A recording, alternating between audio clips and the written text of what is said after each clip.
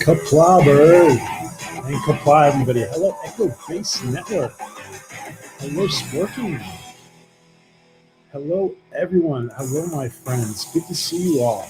Welcome, Orville Nation and Nerd TV. Yeah, we're going to be up and running again soon, hopefully in a normal fashion, but I wanted to do something a little special tonight. I saw that Doomcock was getting close to a milestone, which is not really a big deal for him because there's a lot of there's a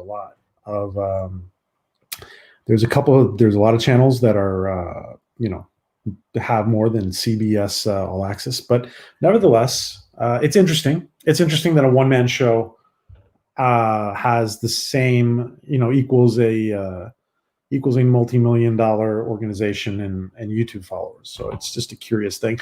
And hello, Jitsi, how are you? And hello, Stephen Klein. Thank you, my friend, my good friend, Stephen Klein, our great supporter. All hail Orville Nation and all hail Doomcock. Thank you, Stephen Klein. Thank you, my friend, for that $1.99 super chat. Thank you for your support.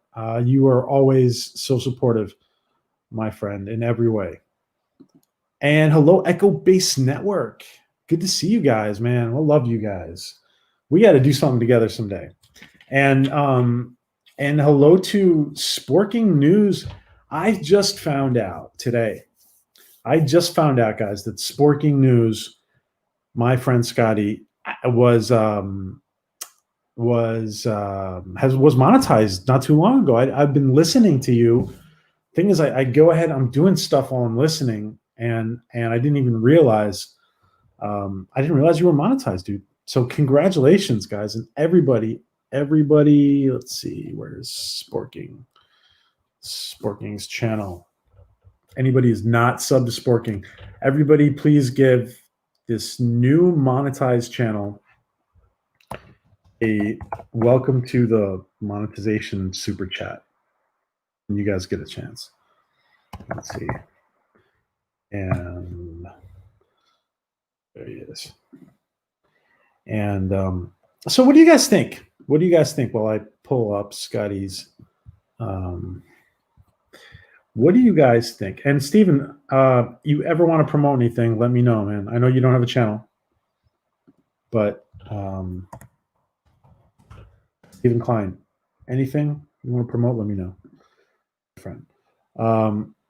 So, guys, sub to Sporking. Give him a welcome to monetization super chat. Give him $5, $10. Give him $100, whatever you guys want to give him. He will be doing this full time someday. Scotty is going to go places. Hello, Resolute Germ. Hello, Mountains. Hello, Lady Q. So, So listen, what do you guys think about this whole thing? Let me put this up. What we had as the thumbnail. What do you guys think about a one-man show? And yes, he's a supervillain at the center of the earth. But what do you guys think about this one-man show having? I mean, it's interesting. I mean, here we have this multi-million-dollar organization, and CBS is CBS has been around forever. It's why. They're very established. CBS is a very established company. Now, granted that the very established companies have been slower to move into some of the new technologies, but where was I? Oh yeah, okay. But you know, we're going to make some comparisons. We're going to check it out. We're going to compare it to some other streaming services, and we're going to see where, you know, if it makes sense. We're going to be objective. Now, I know there's a lot of Doomcock supporters here, and I think Doomcock does great, fabulous work. And you know, but we're gonna do this. The whole point of doing the stream is to be objective. And Orville Nation is, you know, we pride ourselves in being neutral. We're not Fandom Menace. We're not like this crazy YouTuber here, Bird of Prey, who's just off his rocker half the time. Bird of Prey is kidding. Bird. Doomcock says is more entertaining. Doomcock is more entertaining than all of CBS All Access, so it's not surprising he will soon have more subs. Absolutely, Bird. Yeah.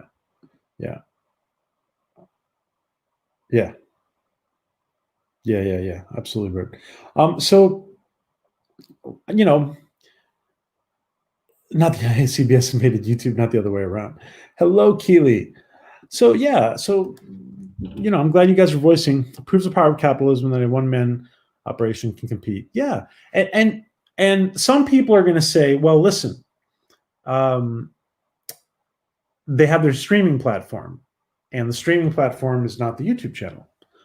But you know, the YouTube channel is a way for them to sample their product in a free way to everybody, to the public.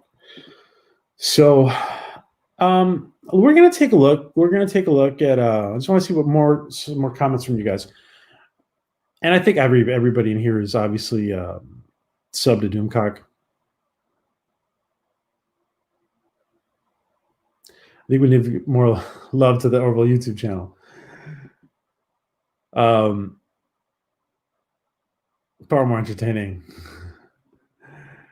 All hail Doomcock. Yeah.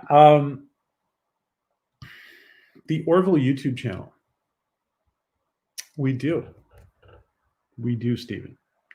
And we'll talk about I want to talk more about Orville stuff another day.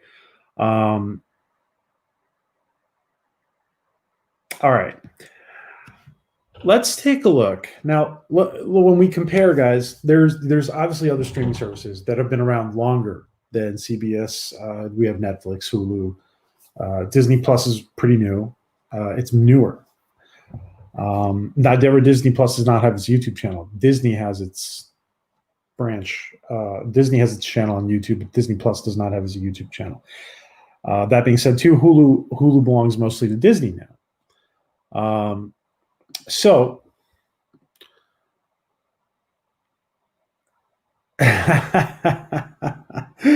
Louise makes a great point. I can stream Doomcock in the UK. CBS All Access isn't available. Yeah. Well, their YouTube channel, I mean, the CBS All Access YouTube channel is. But, you know, what is this? I mean, let's take a look at what does this really say? Is it saying anything that Doomcock is, you know, he's at, you know, we're looking here. He's at 204,000 right now, and CBS was at 209. Now they're at 210. Does it say anything? Does it mean anything? I mean, we have other channels like, you know, Gary Nerdrotic and Geeks and Gamers who are well above these numbers. I mean, they're in the neighborhood, they're in the ballpark, but they're far above these numbers.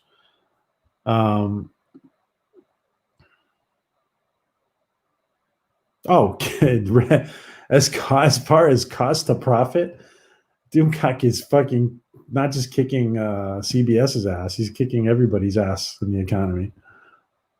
Who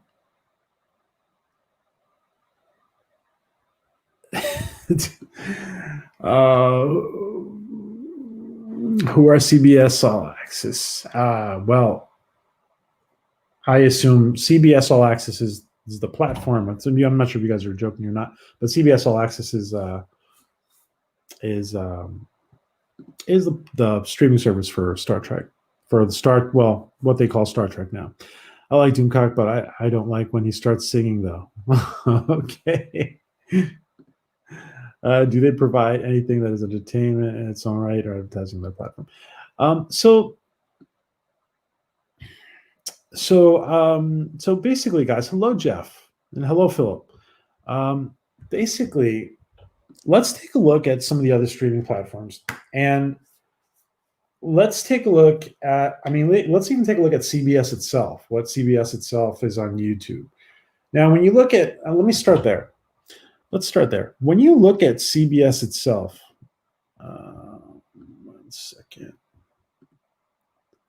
I have a lot of screenshots here to share, but I think I goofed and I think I left CBS out. Did I lose CBS out?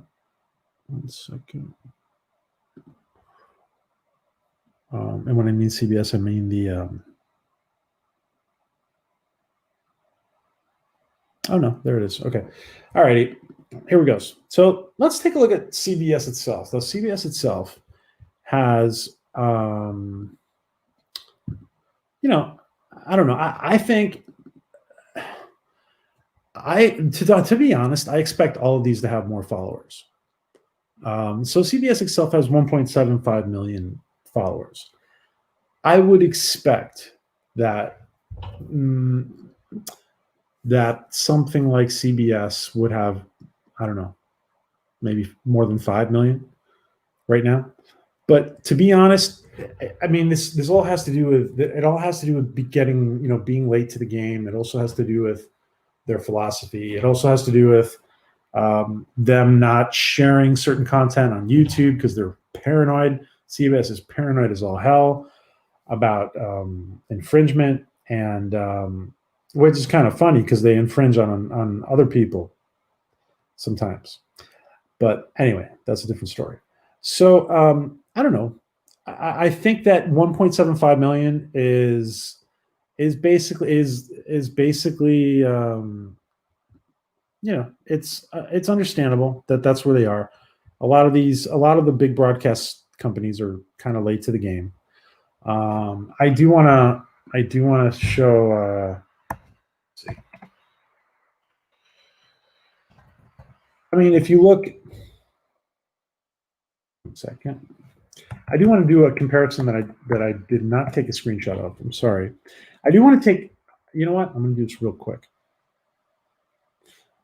All right. Real quick. I do want to show this though. CBS, and this says something about CBS in general. CBS, when you are, maybe I shouldn't show this because, hold on, I do need to take a screenshot. I'm sorry, because I don't want to get the. All right, so we're going to take a look at CBS News real quick. And when we take a look at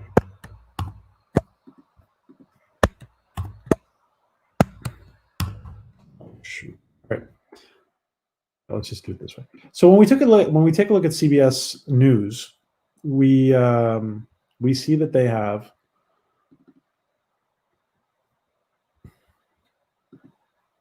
we take a look at CBS News and we see it has 2.91 million subscribers.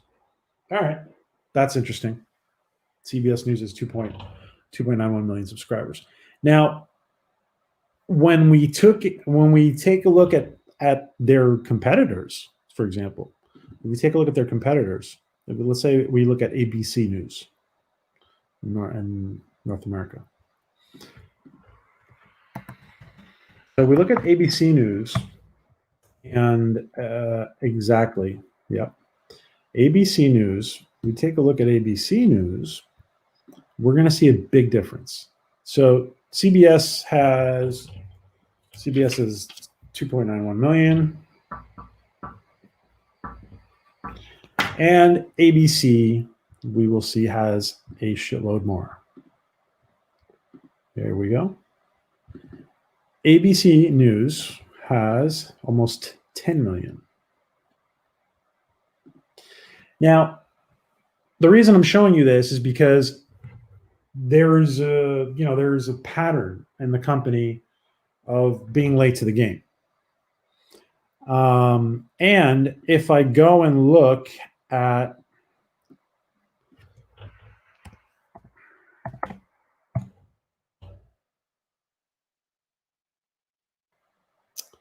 if I go and look at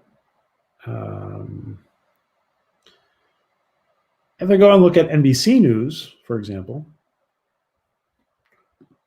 if I go look at NBC News, they are, they're above. Let's take a look at NBC News. They're above CBS, but they're not great either. So there's a general tendency for the big, huge companies, these big, huge, massive, lethargic companies to be slower than some of the newer brands that can adapt quicker. But ABC lies even more, says Eccleston. Now, the reason, and again, we're looking at the news YouTube channels. Steven says, I think so. The people associated the CBS YouTube channel with CBS All Access, and I think that hurts them because I think people think it's all Star Trek, which a lot of people are not liking. Yeah. I think, yeah. So Stephen Klein says, I think people associated the CBS YouTube channel with CBS All Access. Okay. Yeah, I see what you're saying. I see what you're saying, Stephen. So thank you, Lady Q. Yeah, 3.82. So we're just looking at tendency here. This is not streaming. We're looking at the major organizations. And obviously, if we go to something now, if we go to companies that are like, I don't know, like if we go to companies that are how do I say this? If we go to companies that are like cable companies that have been around less than the big established brands, then if we go to like something like CNN, for example, we'll see that they are, they're obviously way above. And granted, they're 24/7 news, but anyway, they have 10 million plus. So PJ's comparing apples and apples. PJ comparing apples and apples. The 1 month old Picard channel with currently has 14,000 views. Doomcock's latest Star Trek episode review just has 27. Yes, thank you, Chuck. Yeah, and we are going to compare apples and apples. Absolutely, Chuck. Thank you for pointing that out. And I just want to get into some tendencies here, and I do want to get in comparing apples to apples, and I thank Chuck for saying that. And I want to hear all the comments, and I want to hear everything you guys have to say. Let's take a look at Netflix. Obviously, Netflix has been around for a while. Okay, Netflix has been around for a while. They're obviously a giant in streaming. And let's see. Obviously, Netflix has an obscene amount in comparison, of followers on YouTube. But we are comparing apples to apples here because their streaming is obviously on their streaming platform, not on YouTube. So they have 16 million. So and rounding up, they're going to have 17, pretty soon. So this is understandable. Netflix is the leader in streaming. They've been at it longer than anybody. So let's take a look at something closer to home for CBS All Access. And but before we do that, I do want to compare another oranges to apples, one more, because I do want to show you the Disney YouTube channel, which to me, to be honest, it is a little surprising too. I thought Disney would have more. And I don't know, maybe I'm being too harsh on this, but so Disney, and this is not Disney Plus, this is Disney. Disney has 4.82 million subscribers.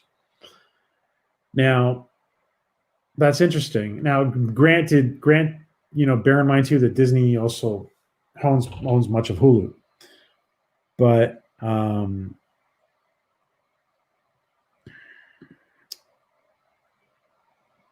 yeah, it's a Prime. Yeah, Eccleston. We're gonna take a look at that, and we're gonna Philip, we're gonna bring up Peacock. Yes, we are, because Peacock is off to, and this is where somebody like Seth MacFarlane is just working at a whole different level of work ethic. When we look at Peacock, they just launched, and first let's take a look at Hulu. So Disney has. We're going to take a look at Hulu. So Disney has 4.82 million. I personally thought that Disney would have a lot more followers when I was looking into this. I was thinking Disney would have double digits.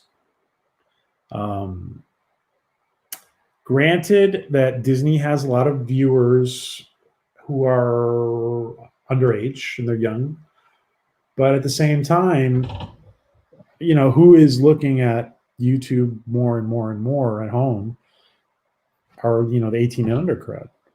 So I thought that number would be higher. So it's interesting. Hello, Big Mac, Trey. What's up, man? Good to see you. So let's take a quick look at Hulu. Where's Hulu? Here we go. Now Hulu, I thought it'd be a little bit higher, but it's pretty much where I thought it would be. I mean, I thought it'd just be a little bit higher. So Hulu, when we look at Hulu, is at 1.77. They're almost at 2 million subscribers. And they've been active, obviously, more than CBS All Access.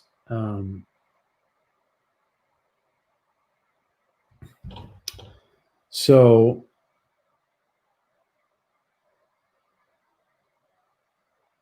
Resolute Germ says, I heard Peacock is not doing great with paid subscriptions. Okay, really? Okay. We're gonna look at Peacock now. They're doing really good. They're doing good on followers, considering they just launched. Yeah, and that's Lady Q is right. See, a lot of these platforms are not putting up really anything significant on their YouTube channels, but there's so much room for extra content that they can put up.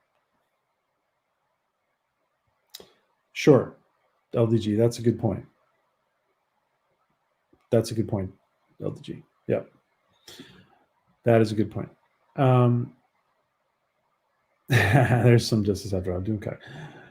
So the Orville has 110. Thank you, Stephen. Let's see. So Hulu has 1.77 million.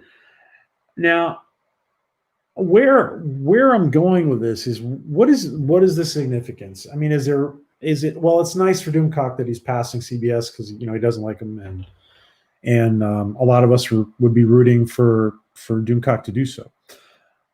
Is it significant that a YouTube channel is in these? I mean, yeah, it is. It is significant. Objectively speaking, there's a lot of YouTube channels at this level and above. I will say that compared, I mean, when Doomcock started his YouTube channel, I would say that his growth is exceptional, as many other channels. Their growth is exceptional. So I mean, it is a big deal for him. It is a milestone, but we're here to be objective, and we're here to look at. And let me just pull up the Orville. Thanks, Stephen. we're here to look at. Second.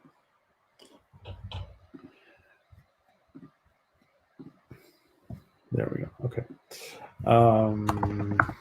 Let's see.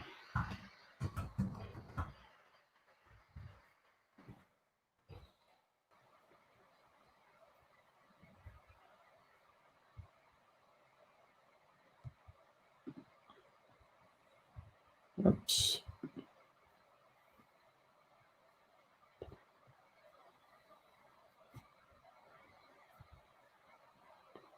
Where is it? Oh, there it is. Okay. Yeah. Now, I will say this: that for a show that has been that is brand new and has been has had a long wait between seasons. 110 is pretty good. There we go. Yeah. So 110K is pretty good. The Orville is probably where it should be at. It could be at a lot more.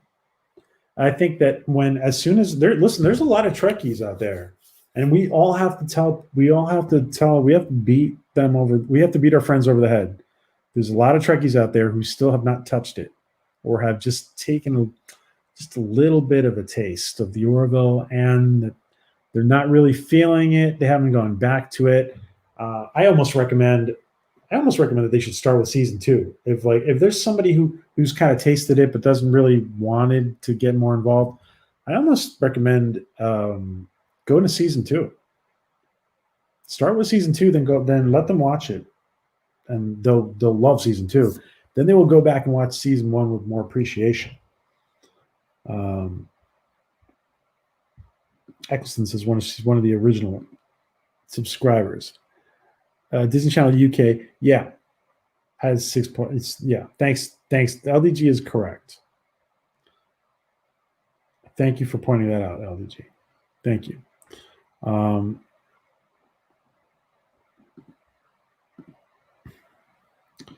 Orville YouTube channel should be more taken advantage of. I think Seth should put more content there.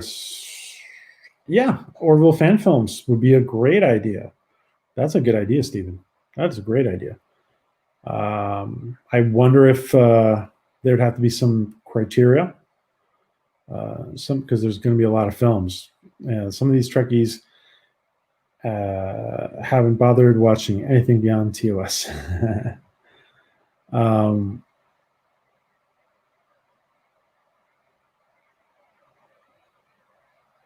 Don't average counts for view per video. Some counts. Don't average view counts per video matter more than sub counts, especially when you're comparing two channels.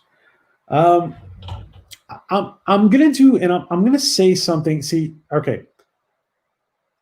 What I want to be objective, but at the same time, I want to where I really want to go with today's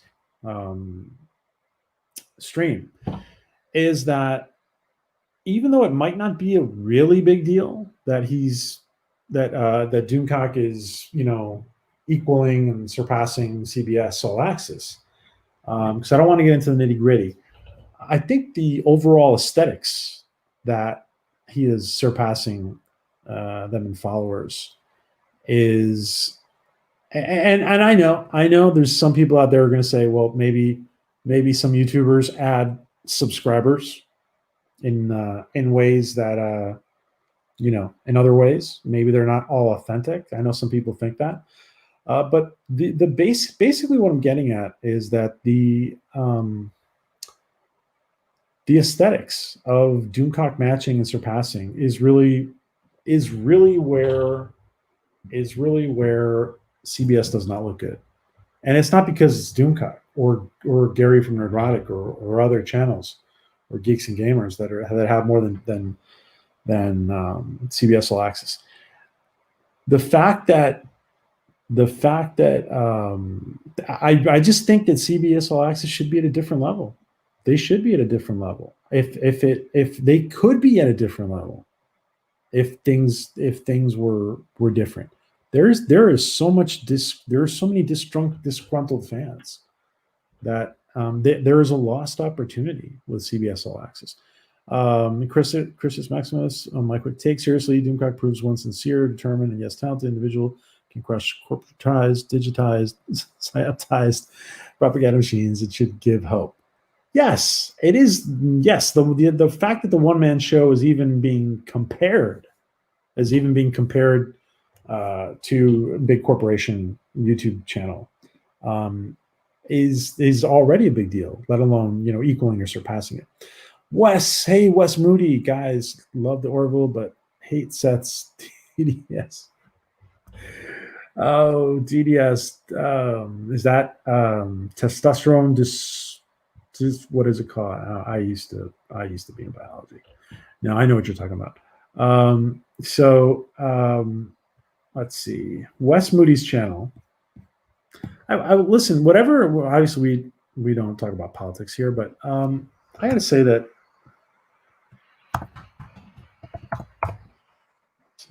Wes Moody. Where's your channel, Wes? There you are. As long as you can get along with people, regardless of your politics, and not put it into your freaking entertainment, and not shove things down people's throats, that's what we're all valuing here. So the Wes Moody channel, guys, you guys definitely want to sub to Wes if you haven't. I'm sure many of you have, but this is Wes' channel. And thank you, Wes. Thank you, Wes, for that, my friend. Thank you for that super chat. And it's okay. It's okay if we don't agree on politics, guys. It's okay. But, we're a neutral channel. We respect everybody, all opinions here. And the reason I'm saying this is because don't be surprised someday, guys. Don't be surprised someday if you see Alex Kurtzman. We're us interviewing Alex Kurtzman or somebody along those lines, somebody from Star Trek production. Don't be surprised if we are a middle of the road channel, and that means that middle of the road means that we respect all opinions, and we can talk to anybody, and that's why we interview people that there's a lot of people who won't go on a Fandom Menace channel. We're not Fandom Menace, or they won't go on a Shield channel, or they won't go on whatever. So Yvonne says, I think the biggest takeaway is that these corporations don't know how to connect with audiences the way some YouTubers can, and it's going to hurt their business. Yeah. Oh, the way a YouTuber can connect to the audience is tremendous. It is tremendous. The way Doomcock connects, Doomcock is obsessed with people like Doomcock and Gary from Neurotic.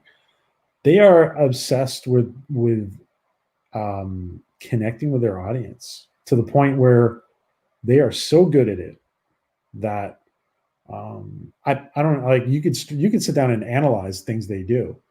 They're so good at it. Gary is a freaking professional broadcaster, for example, and Doomcock too. They both are. Thank you, my friend. Thank you, Big Mac, Trey. And Trey. I'm so glad Max World Entertainment exists, because that is another amazing channel. Max World Entertainment. And it's so awesome to see people like Wes and like Trey to have their own projects, their own channels, because they're amazing content, and Trey is kicking ass. Trey is becoming the hub of fan films, the place to go on YouTube. So if you guys haven't subbed, you must. Please do. Thank you so much, my friend. Thank you. Both Wes and Trey. This is Trey's channel. Whoops. Well, this is Trey's channel. All right. Orville 100K, 110K. Great. Now, where were we? So we started, and I know we'll have to compare apples to apples, and LDG is right about the analytics of things and being fair in the comparisons. But I basically on the surface, I want to just say that it's an amazing achievement for any of the YouTubers of our greater nerd community to be equaling, you know, anything near CBS All Access numbers. And I also this also so what does this also say about CBS All Access? It also says about CBS All Access, and this is where the title of the stream is, that it also means that they're not where they're supposed to be. They're definitely not where they're supposed to be. And yes, there's individuals out there. I mean, there's PewDiePie's out there. There's Star Wars Theory. There's channels out there that have millions of followers, but these big corporations, they're, as you guys commented before, they are unfocused. They are truly unfocused. Yeah. And LDG says, artificial subs happen. I want to believe we all know this. When you get a triple-digit sub increase overnight, will next to zero, change in average values, case in point. Yeah. Sure, LDG. Yeah. It exists. Yes, it does. It does. Regardless of that, Doomcock's following is very passionate and very large numbers, and like a lot of other channels. Chuck, in my opinion, the best way for CBS to connect with their intended audience would be to present compelling, well-written stories like Star Trek used to do as well. Yeah. And we're going to touch upon another topic here, and we're going to that's going to Chuck. It's going to bring us to, and I love Chuck's picture there. Let me just go back to it. Chuck's rock band picture. That's great, Chuck. And LDG, thanks for your comment. Yeah. Thank you, my friend. Thank you, Wes Moody, webcast again, guys. And if you haven't, please, if there's anybody here who hasn't done it, sub to Wes and watch his content. And I have a lot of fun watching Wes. I can't watch him too much lately, but I've always had a lot of fun watching Wes. And I always used to joke around that Wes should do, because Wes is like such a big Doomcock fan and a big supporter. I always joked around with Wes about him, like he should have a show opening for Doomcock whenever Doomcock has a show, like the hour before. That should be Wes Moody opening for Doomcock. I always used to joke around with Wes about that. I would, if I was Doomcock, I would definitely find somebody like Wes to do that. CBS no access. Oh,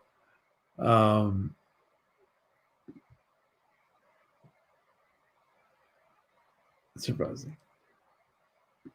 Okay, so I was going to say something. What was I going to say? I was going to say, whoops. These corporate missing out on more cash stream if there's more in live content. Yeah, there is so much they could do. There is so much that they could put out on.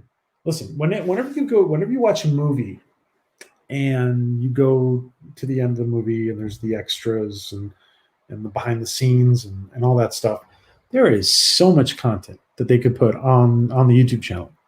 And CBS could really, I'm sure they do use it. They do use it, to be fair. But it's underutilized, and it's very underutilized, mostly because the product that they're putting out, the finished product that they're putting out with the new Treks are not quality. So that being said, I do want to recognize the fact that after lots of arm twisting of Secret Hideout, after lots of arm twisting, they have finally put out something that is, I would say, mediocre. Lower Decks, there has its moments. Lower Decks has its moments. I think there is talent behind. You can tell there's talent behind the team. Putting McMahon knows his Trek. I do think that there are problems with the characters. That the way the characters behave is obviously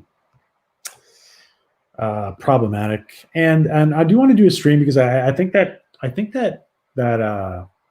the way there are tendencies in the way they portray certain characters, and we're gonna make a video about I don't want to say what it is, but we're gonna make a video about how they portray certain characters in all of New Trek, Discovery,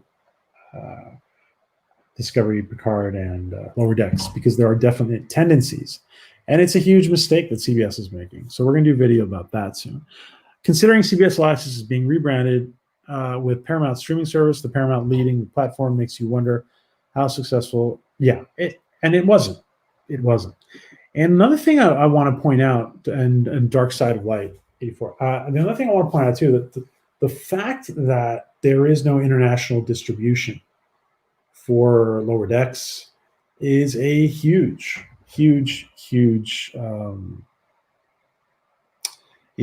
matter. And there's a lot of people saying that, well, they don't have the support from CBS execs and that's why there's really no international distribution for Lower Decks. And I think it really does go along those lines. I think that there is a struggle of some sort. And well, I don't think there's a struggle. There is a struggle. There's different kinds of struggles internally, and I think that is affected the fact that there is no international distribution. So, Death by Saber. There you go. High five, Death by Saber. Yes, some of them should listen. You take a successful YouTuber and put them in charge of the YouTube channel.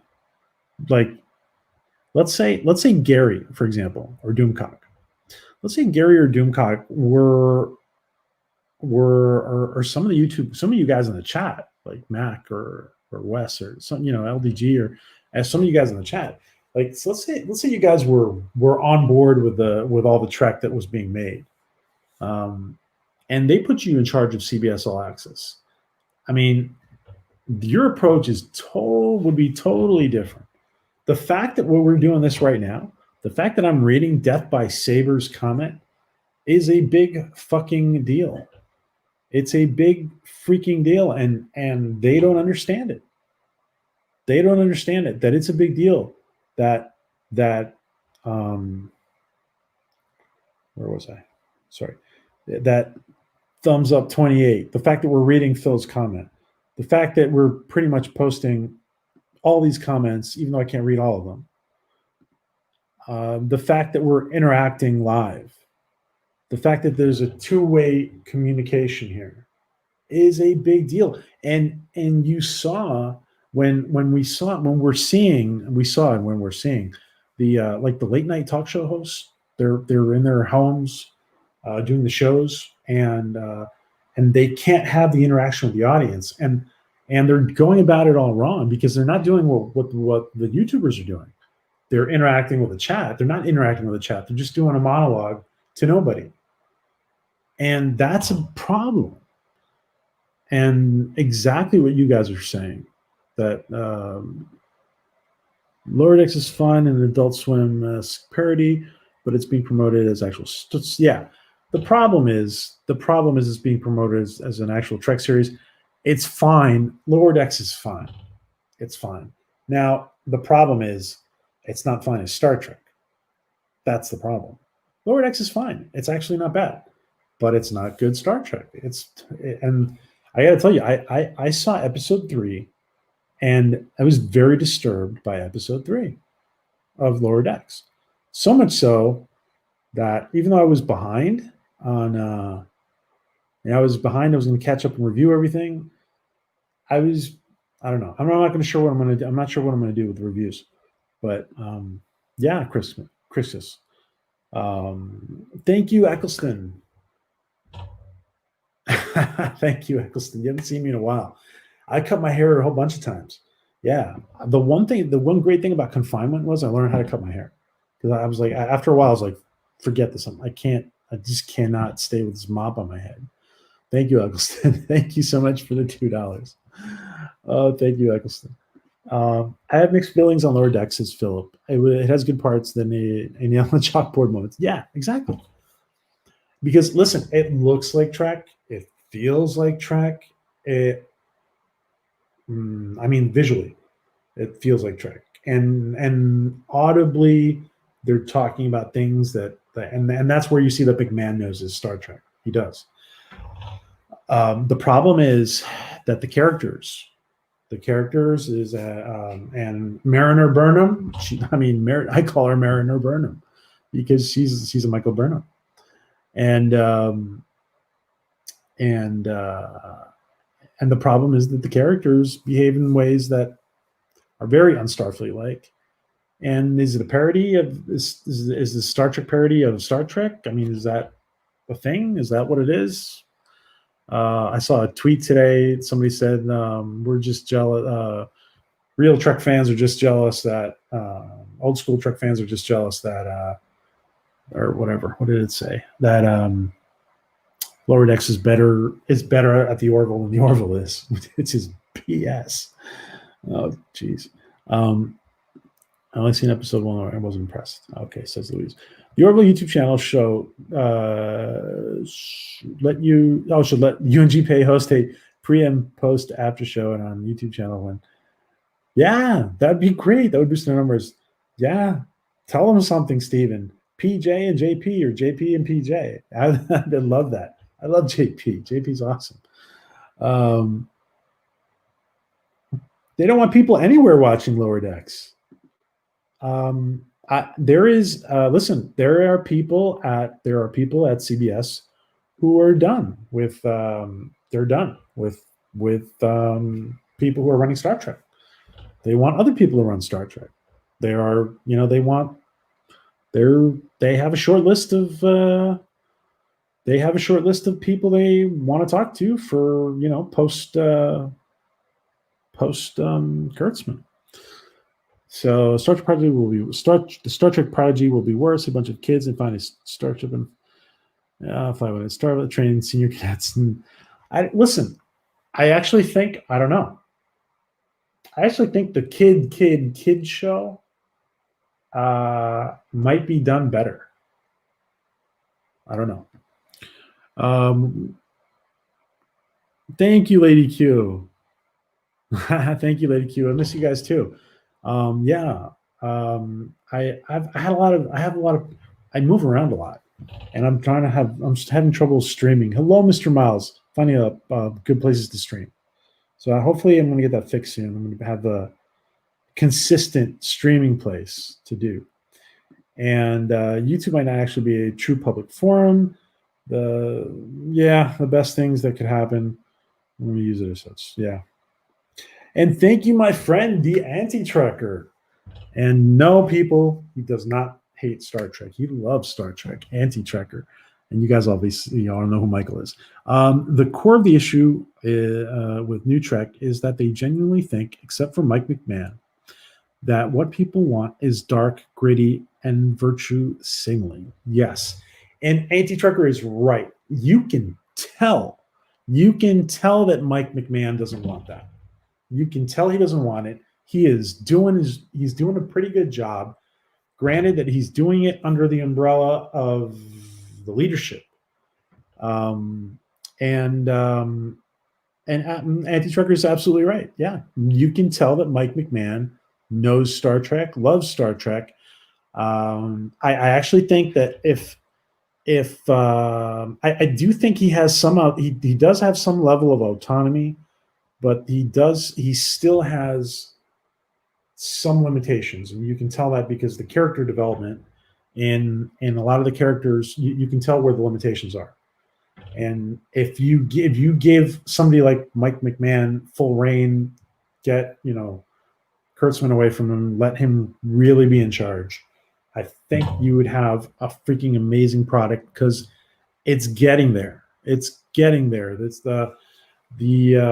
episode 5. I saw episode 5, and it's not bad. It's not bad. There's issues. They're the same issues that are on the other episodes.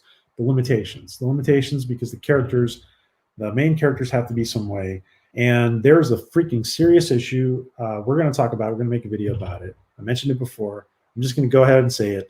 There's a serious issue about how African American females are portrayed in Star Trek Discovery, Lower Decks, and Picard. And there's a problem with that.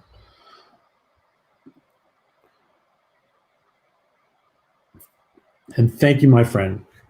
Thank you, Anti-Trekker, for that $5, my friend. Love the Anti-Trekker. And Anti-Trekker and I are going to be, hopefully, if he's available, we're going to be doing a cool interview soon, hopefully. When if we can iron it out, we'll let you guys know.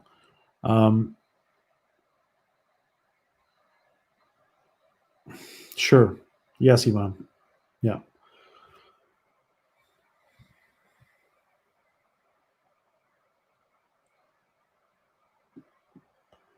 I love Cobra Kai. The show is mainly, it also appeals to women. Yeah. Yeah.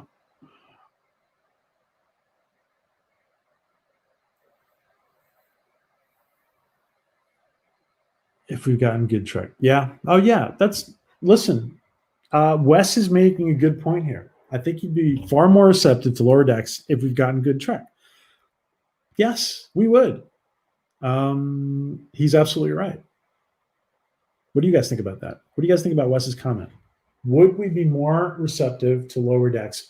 And some people are liking it, but would we be even more receptive to it, to Lower Decks, if we had gotten better Trek with Discovery and Picard? You can see a Trek show with youngsters go hand in hand with virtual signaling. Let me catch up. Let's see.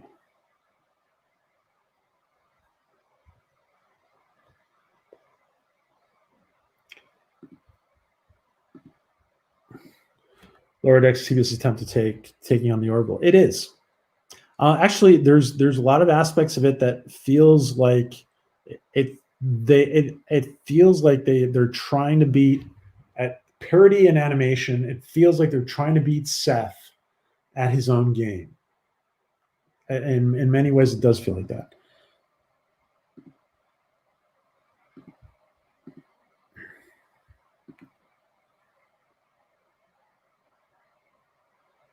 Yeah, Chuck.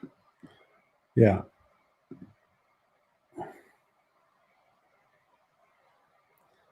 Yeah, there's a lot to work out.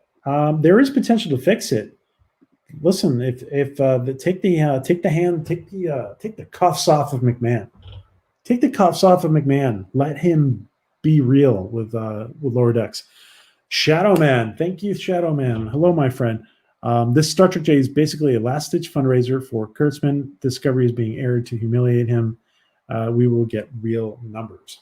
I agree. I absolutely agree. And listen, I went into, if you go into the Star Trek Day, if you go to the Star Trek Day registration page, there are some, for me anyway, it happened to me 3 times today.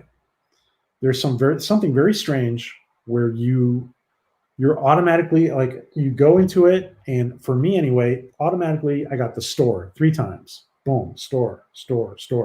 What is that about? Like, I was just going to the registration page, the store pops up. So yeah, it's very obvious. Absolutely, Shadow Man. And listen, there are people at CBS who say, listen, let the people in charge of Star Trek right now just ride it out, because there's only so much money that CBS can lose. Let them ride it out, and they will be gone. They will be gone sooner than you think, because as Shadow Man says, we will get real numbers. Thank you, my friend. Tip my hat to you. Thank you, Shadowman. I appreciate that, my friend. I don't think you have a channel, but if you do, please let me know in case you want to promote that or anything else. Thank you, my friend.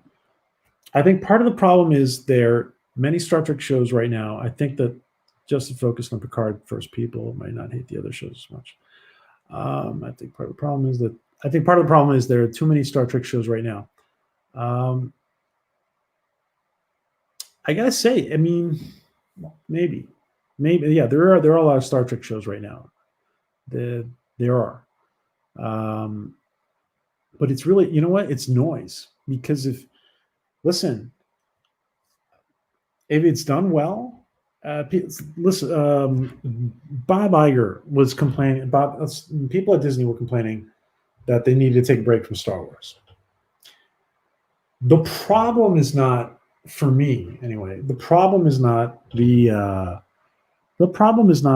oversaturating the audience.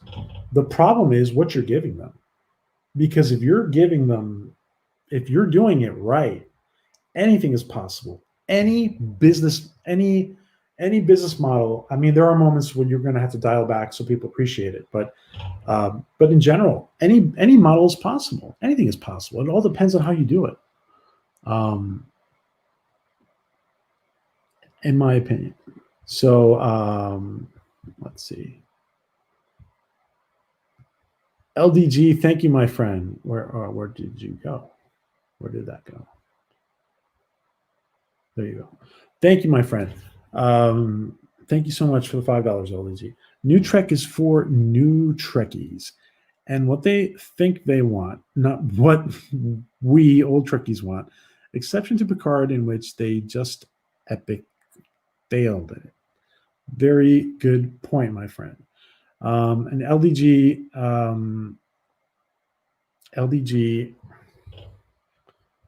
thank you, LDG, and let's see.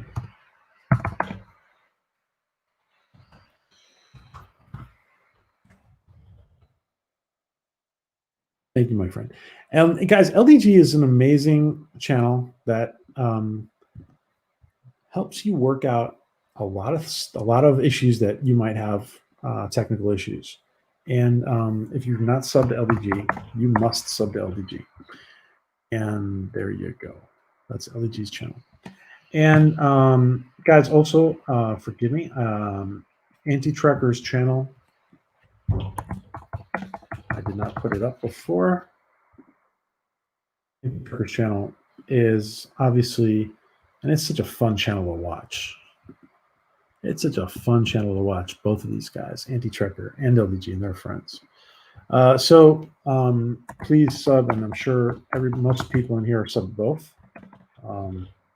Actually, although the other, just yesterday, somebody said they didn't know who Anti-Trekker was.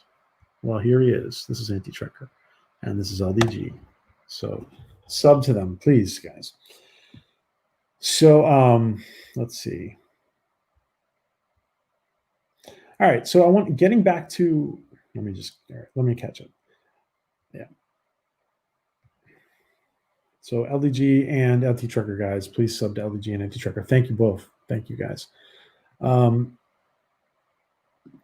Dude says, oh wait, how are they still getting the green light for these failures? Is CBS making any profit on these shows? Listen. I think the fact that the first season of Picard, the fact that the first season of Discovery was paid for by someone else was a big, huge deal, which bought the people who were in charge of Star Trek, Kurtzman and team. They bought them a lot of time. The fact that the first season was paid for, even though it's been going downhill, that big first season of putting together one of the most expensive productions ever made on television, by the way, and the fact that the quality was not good is very sad. But I think they bought them a lot of time, to be honest, dude. I think it bought them a lot of time. Let's see.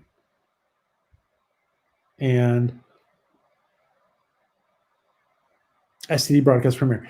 Yeah, and listen, this is something that I've been talking about for the last 2 years, is that the format for being on now, Seth has moved the Orville onto streaming for a whole bunch of reasons. One of the reasons is that he does no limitation time right now.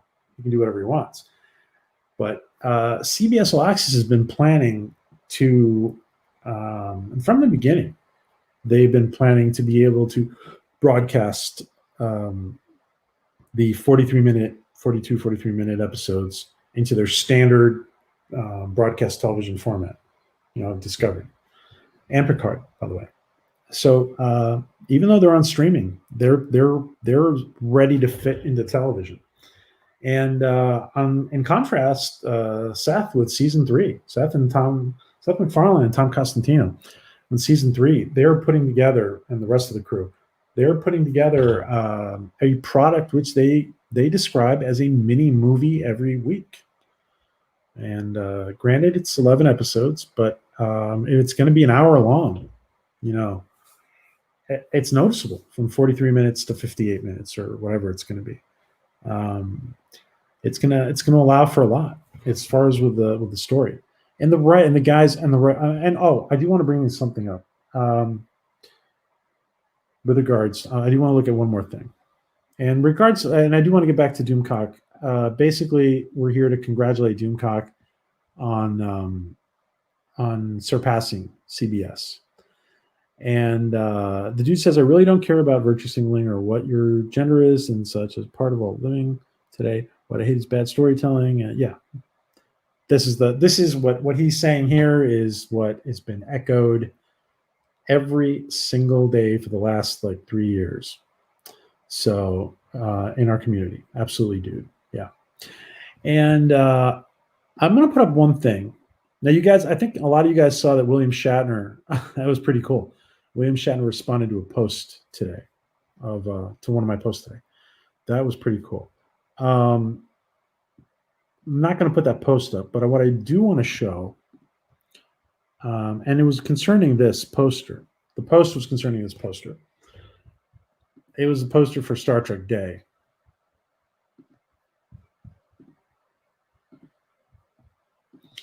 I do want to comment about this.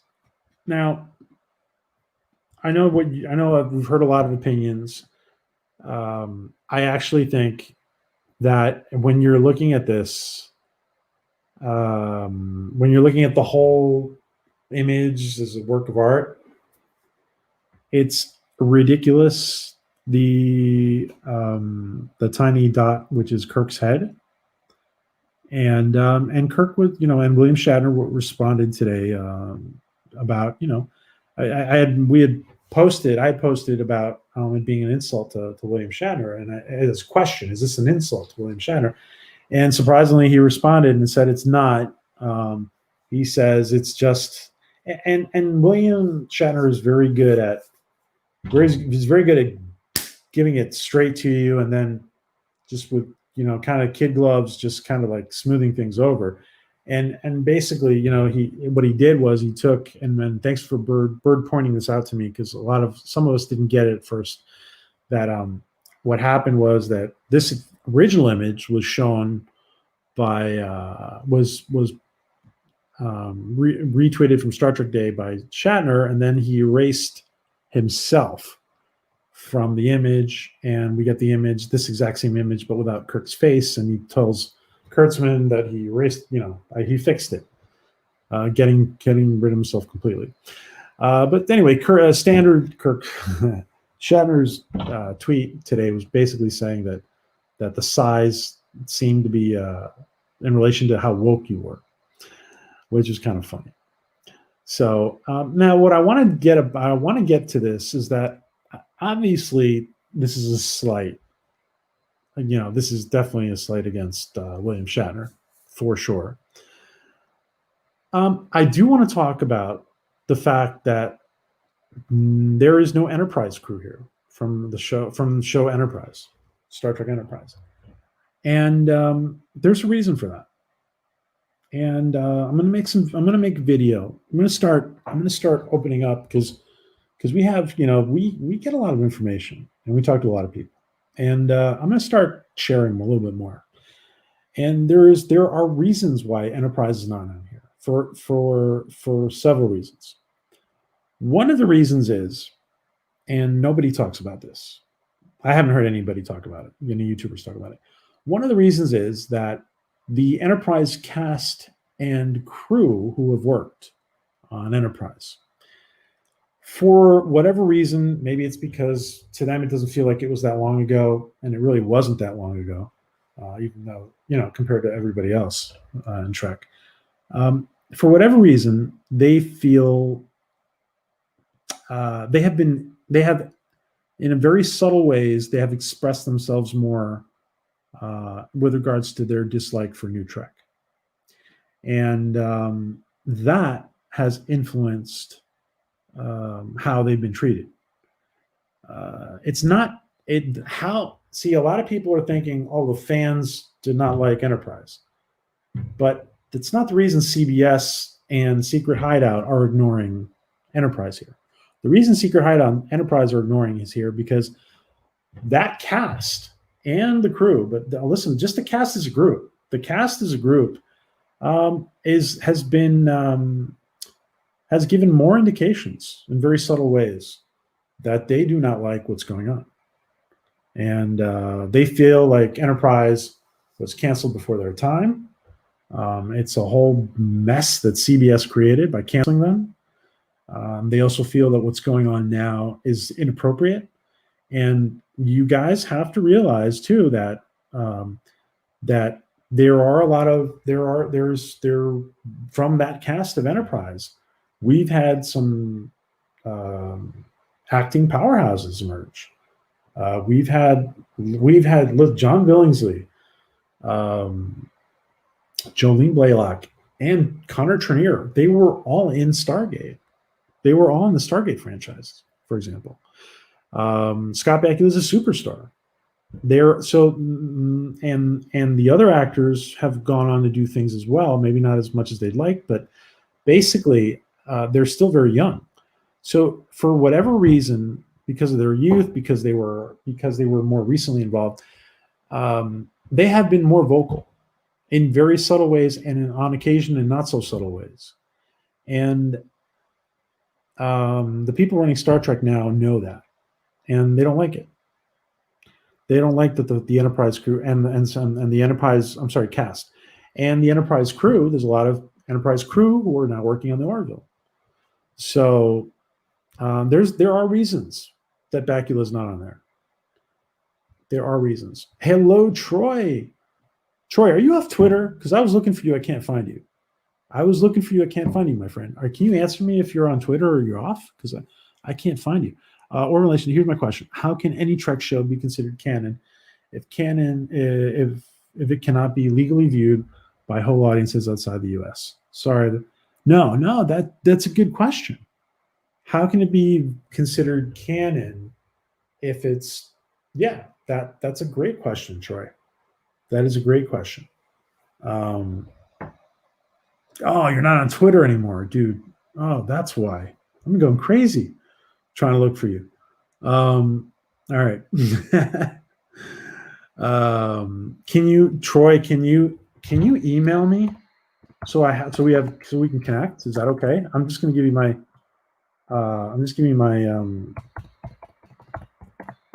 if that's okay. If you feel like emailing me, you don't have, if you don't, that's fine. But I'm just giving you my email, orvillenationpj@gmail.com. If you want, so we can just be connected, my friend. Because I miss my friend Troy. That's a great question. What do you guys think? Listen, it's a big deal, and there's also the fact that there's no international distribution is a big freaking deal. It is a big deal that there's no international distribution. That is a great question, Troy. Let's see what you guys say. Now they're behind the eight ball. They really don't know what to do about it. The answer is really simple. Let's hope rumors Doomcock has been sharing.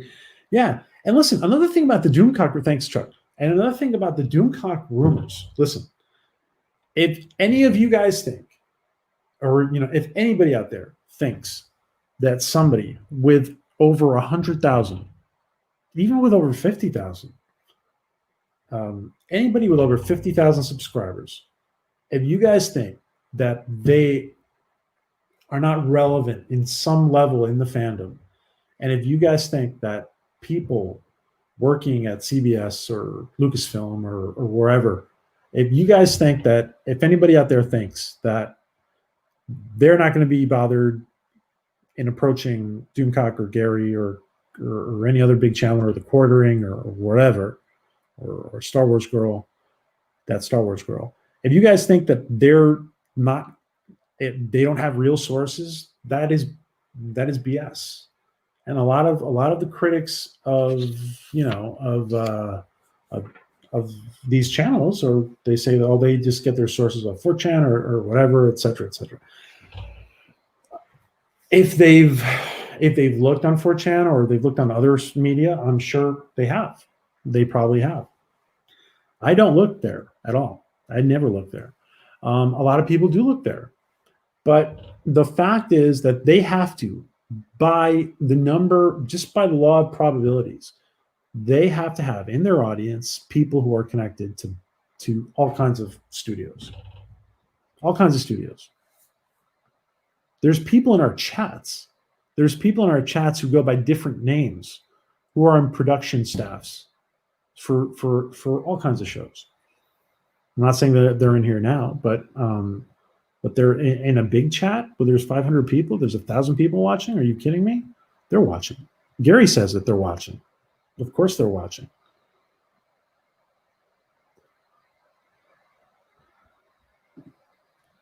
Hello.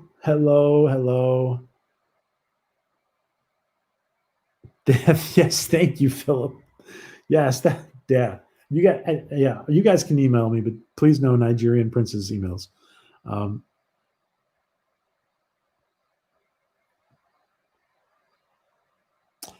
All right, so Creases says traditionally when something is presented on screen, it's canon. Foreign distribution doesn't matter. Yeah, Crixus, you're right.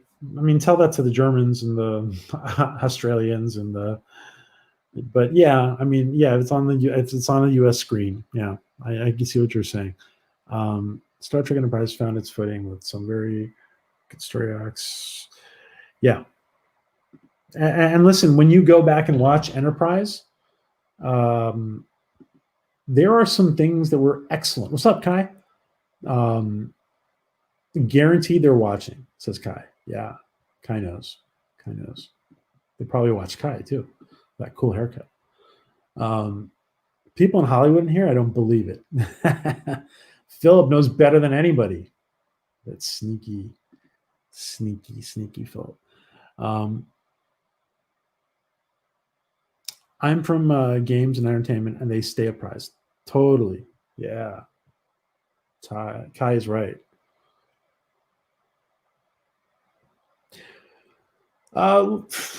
Listen, yeah. Well, there's a lot of people. Some people didn't like. A lot of people didn't like the Enterprise finale. A lot of people didn't like the Enterprise song. But listen, it was Star Trek. Enterprise was Star Trek, and that's something none of us can deny. It was Star Trek. What we're watching now, I'm not sure what it is. I mean, Lower Decks. Listen, Lower Decks is what you get after you've taken the Star Trek showrunners and twisted their arms for 3 years. After CBS execs have twisted Alex Kurtzman's arm for 3 years, then you get something that's a little better. It's not there yet, but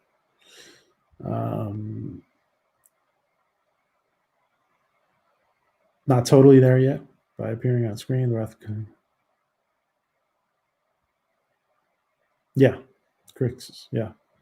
Stargate Universe, another show that found its footing in its last season. Dude, yeah, Stargate Universe was too bad. That was that whole Stargate situation. Hey, Chris, what's up? Thanks for coming, Chris. Hey, Larry, what's up, man? Good to see you guys. So I do think. Listen, Doomcock is gonna surpass CBS in, I don't know, a couple weeks maybe. They don't watch me run a board game.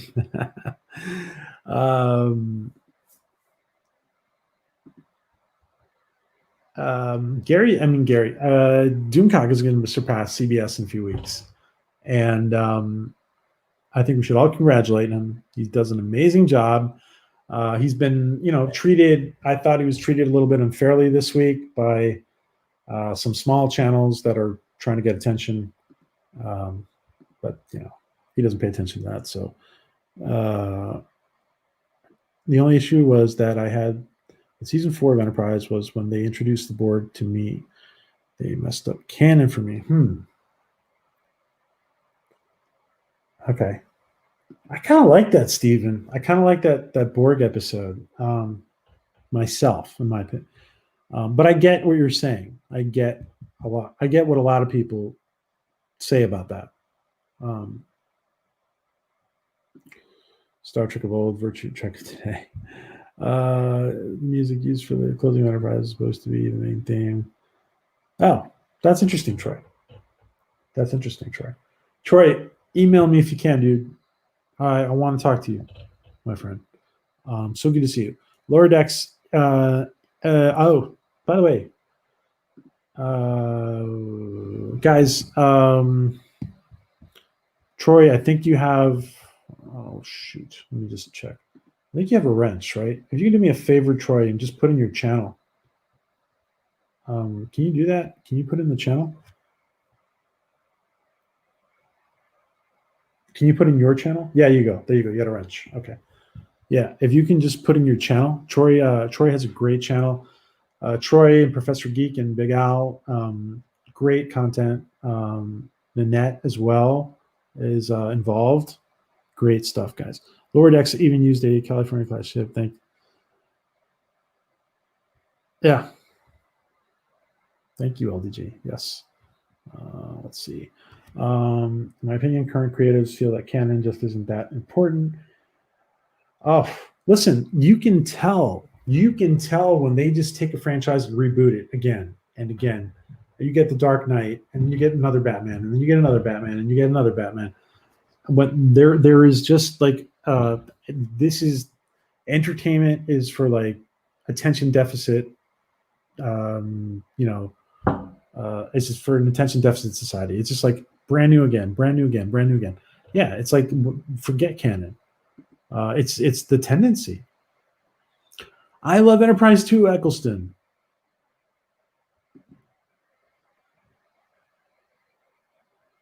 Board Q. Oh, first round. Okay.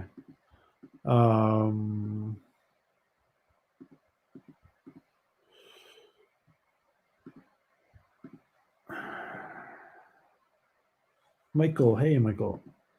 I'm not sure what you mean. To treat it. I'm not sure what you mean, Michael. Can you say it again?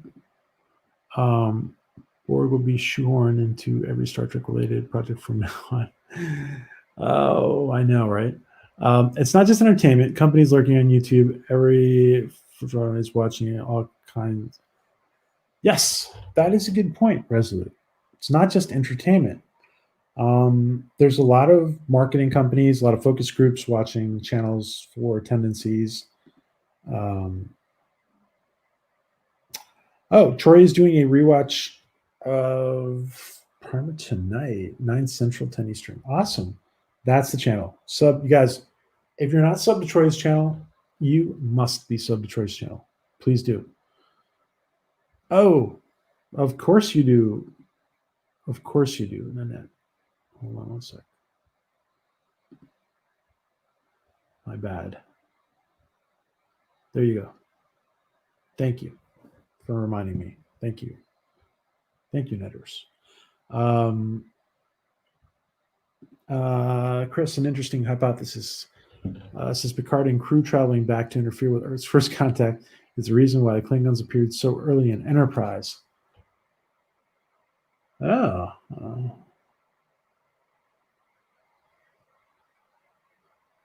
Huh. That's interesting, Chris. That is interesting. Weren't you just telling me today that you were normie?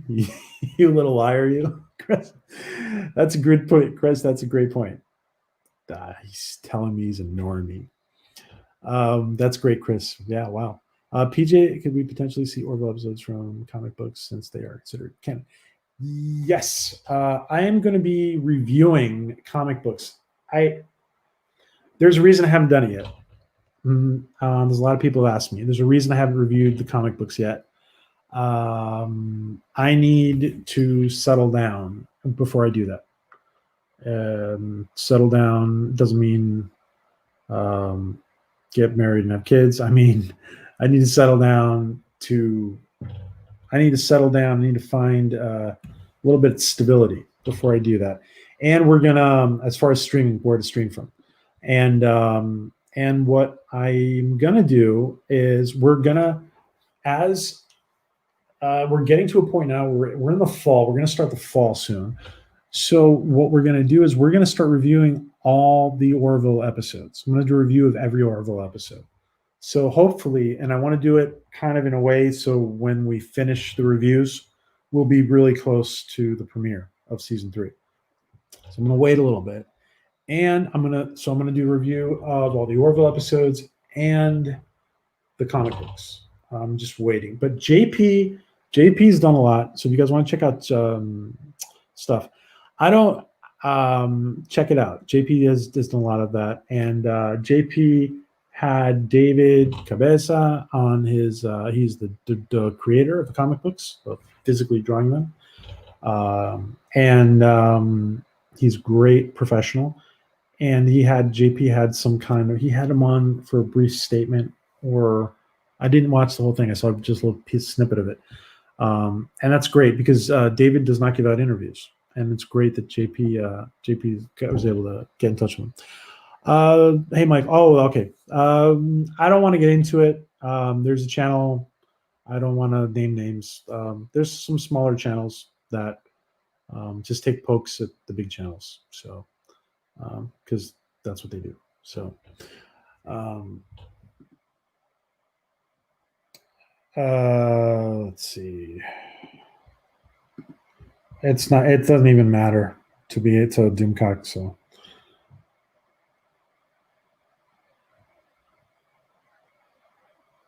I assume it doesn't even matter to him. Storage room. So with a wrench, the wrench is going to go to her head. I think the Enterprise really was trying to mess with the timeline with the old temporal code. Yeah, I think it was really interesting. Hey, Adega, what's up, my Adega? I think it's really interesting that Archer was supposed to be the guy, the time guy, the guy in the image that was talking to the Suliban and stuff. And I wish Brennan Braga and their team had the opportunity to show that. I don't know. I personally feel, and I've thought about this for a long time. I personally feel there needs to be Enterprise needs to come back for 2 or 3 seasons.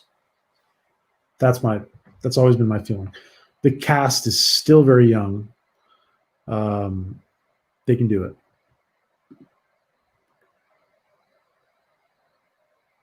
Yeah, JP reads JP reads the comics. That's right.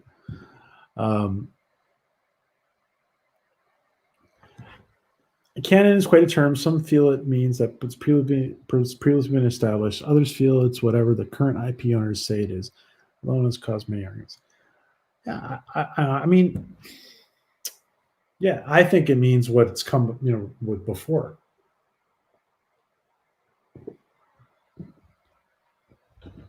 That's been acceptable. I mean, there are little tidbits of canon that are refined or excluded because they didn't fit well over time.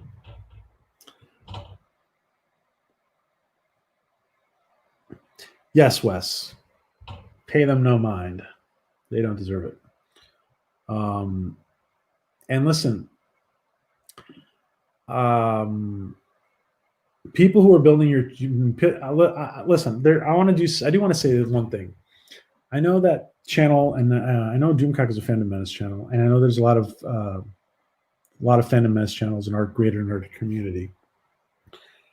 I do think that there are ways to build your channel in a more positive, with a more positive, in a more positive manner, in a more constructive and healthy. And if you got to be freaking extra creative to get it done, my advice is to all the people building channels is that, and I have a small following, but my advice is that creativity is the most powerful tool you can have.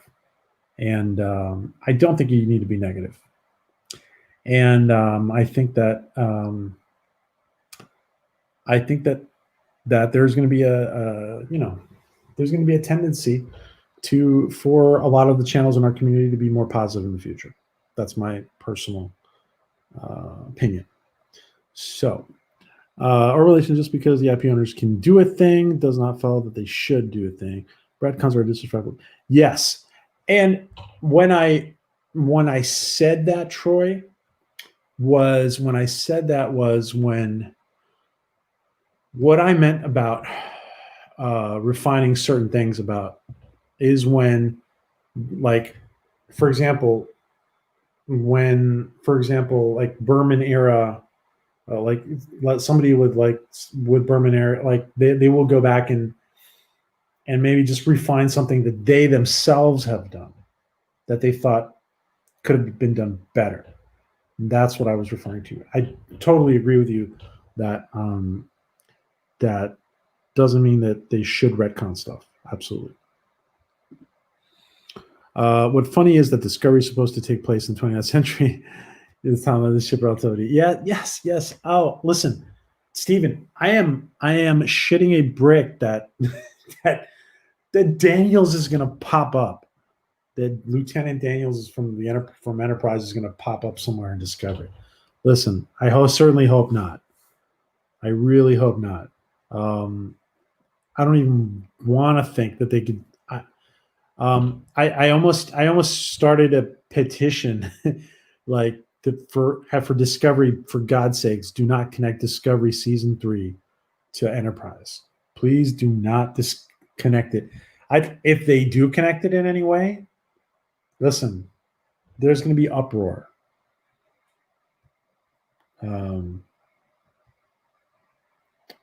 Let's see.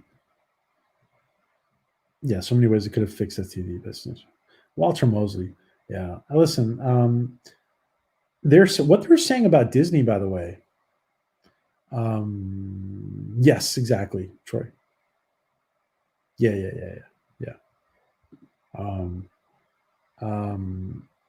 Yeah, they're just bettering themselves. They're not screwing over what other people have done. Has anyone noticed the increased text on Berman, Shatner, and Gene Roddenberry lately? I have noticed on William and Gene, yeah. Dark Side, yeah. Not necessarily on Berman, but recently I've heard a lot of stuff. I mean, they've criticized Berman a lot in the past. By the Seventh Rule. Oh, have any of you watched any of the interviews done by Seventh Rule on his channel with some of the SCD cast? They seem so nice and very talented. Just listen. Absolutely, yeah. And by the way, I am an associate producer of the Seventh Rule podcast with Brian and Srock, and the rest of the gang. And I just don't join them too much for that free for all. But dude, you are completely correct. And everybody who's not subbed to the Seventh Rule, please do.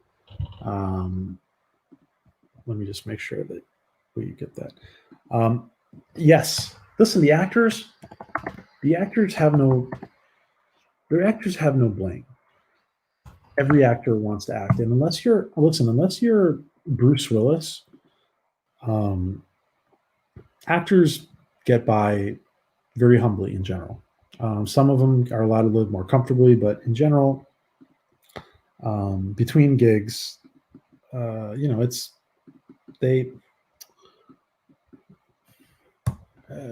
can't blame the actors.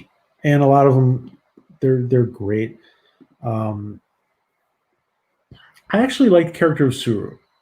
The problem is that they fuck everything up with the story. They just screw everything up. They screw it all. They mess everything up. There is so much potential with Discovery, and it's disastrous. And by the way, let me ask you guys this question: what was worse for you guys? Season 1 of Discovery or season 2 of Discovery? For me, a lot of people said, "Oh, season 2 is better because we got to see Pike and stuff." For me, season 2 was even worse because they are messing with canon in a way that is just totally unacceptable. So for me, which one was worse for you guys? For me, season 2 was worse. What do you guys say? Jeff says, "Hello, Alicia." Jess says season 1 was worse. Louise says season 2 was worse. Yeah. Hello, Ensign Ricky. Guys, questions. Was season 1 of Discovery worse, or was season 2 of Discovery worse for you? I didn't even bother season 2. There's no way. Oh, Kai. I tell you, season 2, when you would see them screw around with TOS era characters, you would flip your lid if you haven't seen season 2. Dude says season 2 was worse. Ensign Ricky says season 1 was worse. Do you think Babylon 5 should have spin-off like Star Trek to keep it? That's interesting. That's an interesting question. That's an interesting question.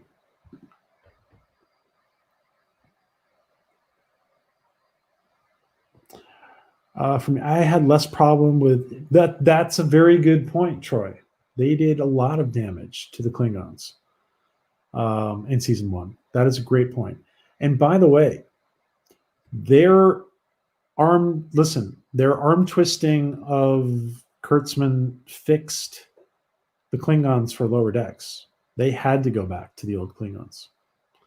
Not only that, but the Klingons were excluded from Picard season 1 because, and it's kind of strange that you don't see any Klingons in Picard season 1. They were excluded from season 1. Season 2 is better because of Pike, says. Season 2 was worse for Wes. Then punching back. This is Pike and Spice, like fake Razor and Diesel. Ugh. Yes, Resolute. Hello, Doc Civil.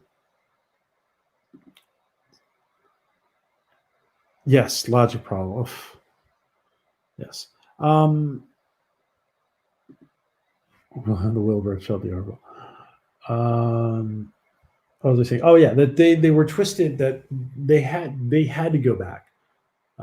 Actually, we had like a 24? It was less than 48 hours. It was a 24-hour campaign, and CBS, and some of you guys remember that. We posted a picture of Worf, and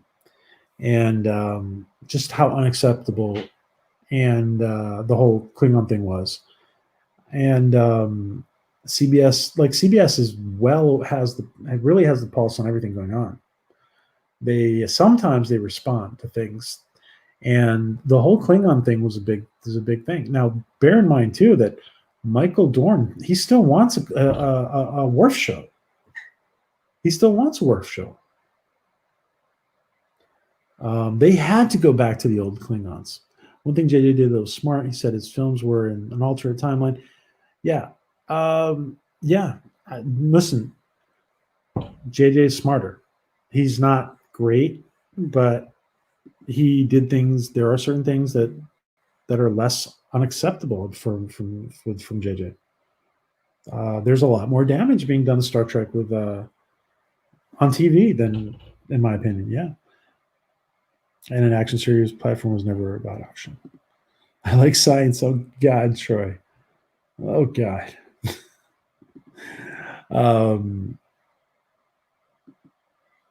Discovery would have been so much better if it was an ensemble and not an elevation to you got to insert money for Burnham. Yeah. Oh, the Burnham character. Yeah, so we're gonna do a stream at some point about the tendency of how female African American women are depicted on in Discovery, Picard, and Lower Decks, and there is a problem. There is a huge problem, and we're going to do a little bit of analysis on that. There is a huge problem, and I'm not going to get into it now, but they are depicted in a way that's not. It's not really. No, it's not favorable. I don't think it's favorable. We're going to get into that in the stream. We're going to do that probably next week. So Michael Dorn needs to plan the Mocklins leader. Yes, a lot of people say that. Be the leader of the Mocklins. Michael Dorn be a great leader out of the Mocklins. I know Star Trek Day thinks Sally's marketing employee. Yeah. Yes, Alicia, absolutely right. CBS insulted Michael Dorn by trying to pay him less than what? Yes, Darkside. Mortimus. Hey, Mortimus. Yes, it's been a while. STD and STP made JJ Trek look better. Yes, it did. It certainly did. Listen, I can still watch. I can still enjoy the 2009 movie. I can. No, those Klingons look.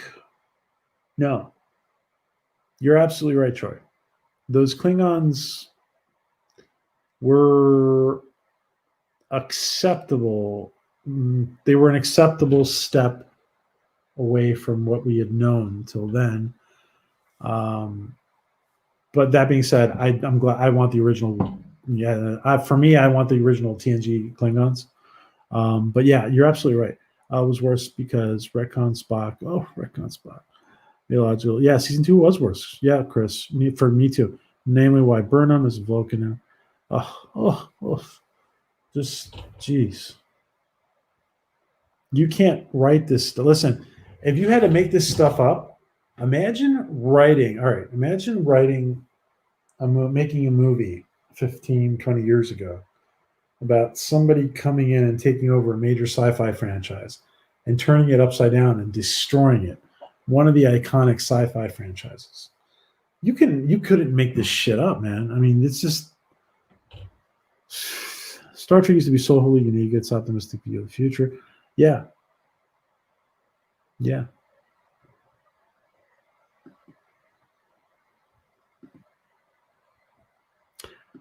There are hints of, hey, Ambassador. What's up, Ambassador? There are hints from McMahon. Listen, I really think if Mike McMahon was given full control, we could see a good season 2, a really good season 2 of Lower Decks.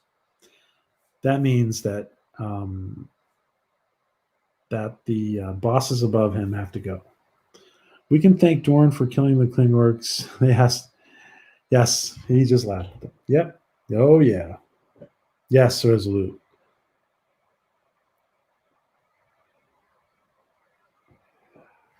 Yeah, I would have said the Klingons. They were, yeah. Can they be explained in a context of, yes? Can they be explained to us in a context? Yeah. Listen, there were so many things wrong with season 1. You had to have the female Klingon protagonist raping the white human male. Yeah, there's so many things wrong with and the human male like goes away with a baby instead of the female. The whole thing is just, yeah.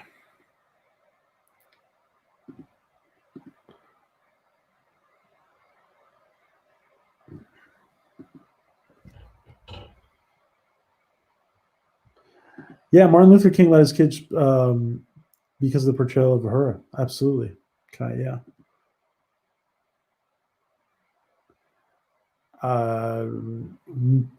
I'm usually not. Usually, I have to work within the framework, but not at CBS Star Trek. They can come up with stuff. Well, no, they still think they're working in the framework. They do. Hello, Ords. Hello, Ords. Check out Ords boards. Ords board. Patrick Stewart should do a cameo as a janitor at Union HQ. Penny Johnson Gerald was awesome. Yes, she was. She was awesome. She was in 24 as well. And John Cassar, great director. He's directing. The only two people directing in season 3 are Cassar and Seth for the Orville. Have a take on whether or not we will get another Trek movie reboot?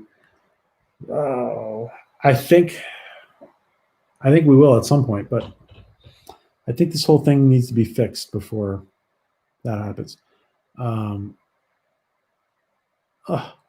Listen, the logic extremists. Oh, I had a funny shirt. When we get our merch out, I have a funny shirt that says something about logic extremists. We're going to be getting our by the way, our merch is ready, but we just did a couple T-shirts that are really cool. You guys saw some of them. Some of you guys saw them. I survived the Kalon battle one. It was a cool one. We're gonna have some cool stuff. The logic emotional basket. I see. Yeah, listen. The way some of the African American protagonists are being portrayed, Rafi, Burnham, they're all insubordinate. Mariner, even Mariner's mom is insubordinate. Like we're going to talk about this at some point. It's wrong. It's wrong. It's wrong that all the. I don't want to get into it now. It's wrong. You cannot have all the African American females being portrayed in the way they are. They're just worthless. Inside, they're being portrayed as totally unreliable in a Starfleet-like organization. They'll start a war. They'll be insubordinate. All of them, all of the protagonists, all of the African American female protagonists are being portrayed in a way that is unfair. And we're going to get into that at a different stream. I was only like the TOS Klingons. Was I the only one who liked the TO? Oh, yeah. Well, we saw them again. I mean, we kind of saw them again in some version of them in Enterprise. Let's pull all the Latinos and start. Yeah. Bolana Chakotay playing a Native American. No Latin representation aside from the random ensign. Yes, Kai. That is a great point. A great point, Ty. The Latinos noticed that very much, by the way. I just realized how many like it to us Klingons. I did not like the Discovery Klingons. All right, let me catch up. Let's see.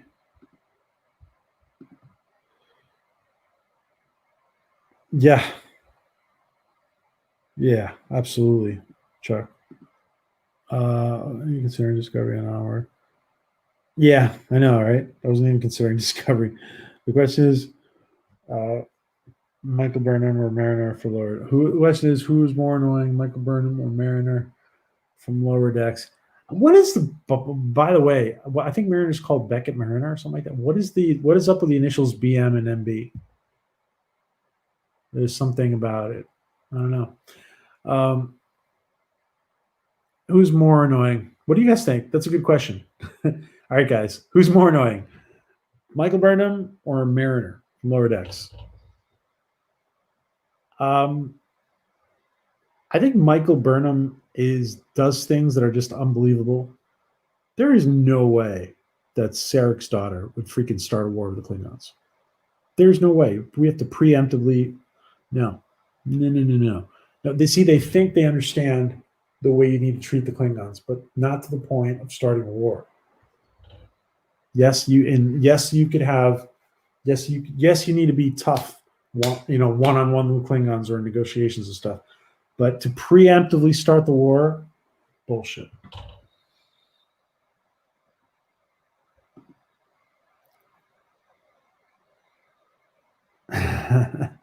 Mariner doesn't cry.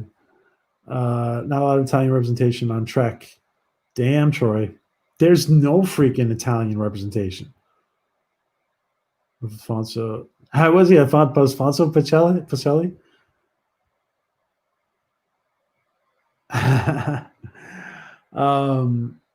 Yeah, there isn't. Wow. Yeah. No, you're right. The only person who could pass for Italian, some people might think that Marina Sirtis might look Italian, but not really. But close enough. All the Mediterranean cultures, but the characters, but not really. Yeah, the characters are. You're absolutely right. But characters are reflecting today's society, like emotional, and points they want to appeal to such audiences. Listen, I think there's ways to appeal. I think there's ways to appeal. There's ways to appeal. I think it's fascinating. Hear this.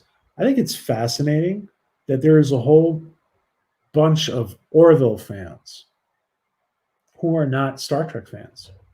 I think it's amazing. There is a whole bunch of Orville fans that are Family Guy fans. Like, I think it's interesting, and all those people who are just like Family Guy, American Dad fans, are being brought into the whole sci-fi fandom right now through Seth. There's a lot of them. There is a lot of them, and it's fascinating. So it all depends how things are done. And let's see.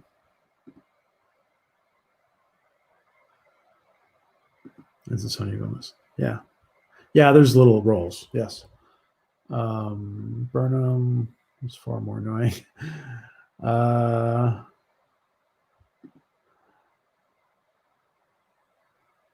Good Star Trek is more Twilight Zone than Star Wars. Yes, Doc Sybil. That's a good point.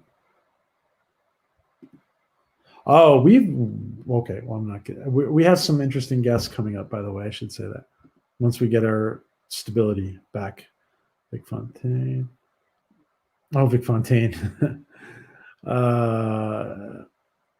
Was Vic Fontaine? Yeah. Well.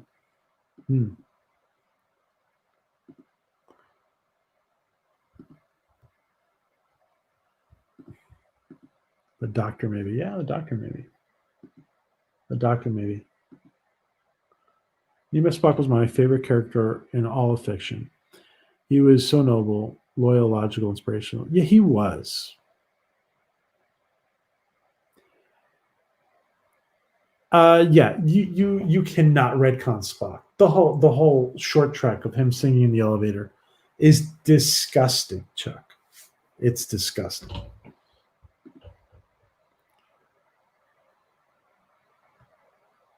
More annoying than the Doctor. What about Irish representation? They refused to make O'Brien an officer, and that was up the long ladder. For yeah, yes. Oh, if we get into it, we'll find. Yeah, we'll find. That's why we need more Trek. We need more good Star Trek, so we can get all kinds of representation. But listen, I think that we all admire. We all admire. Even though like you could see a lacking like for Latino, for example, representation or Asian representation, even though you could see it lacking in Trek in the past, or other representation, we're all humans and we admire, we admire so many qualities in all kinds of people. I say it a lot. I say it when I used to live in the Midwest when I was younger.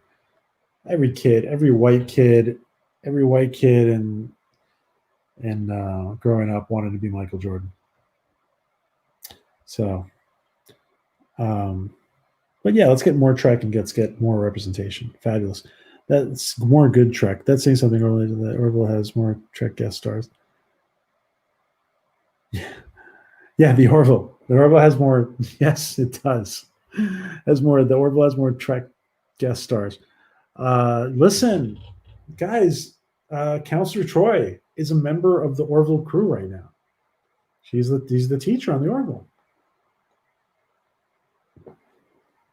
Isn't that amazing? And there's rumors, the Frakes rumors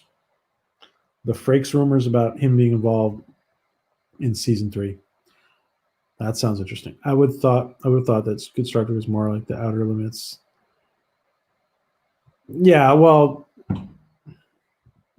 yeah, I think the point was that it was less like Star Wars. Yes. Listen, what was so fascinating about Spock's character was that even in the evil universe, he was kind of still Spock.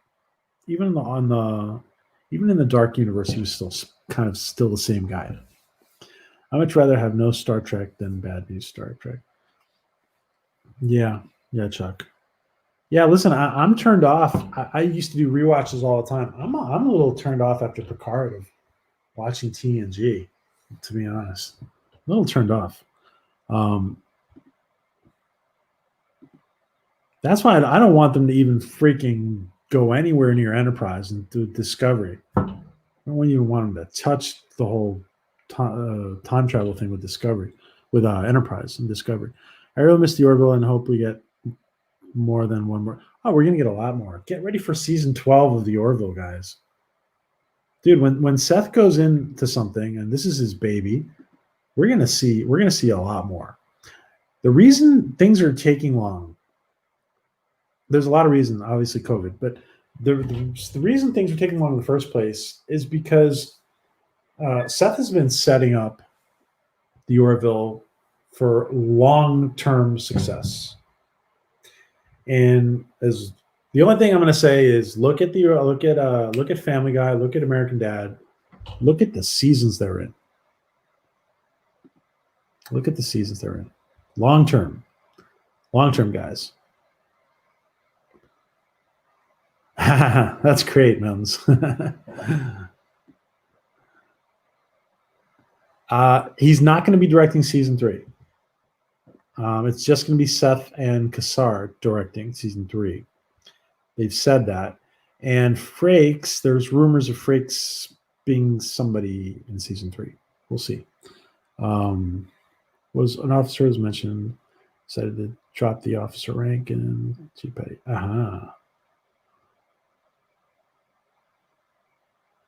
I know, right? California. There's no Latinos in California, right, Wes? There's no Latinos in all those casting lines outside studios. Yeah, it does. It does, Troy.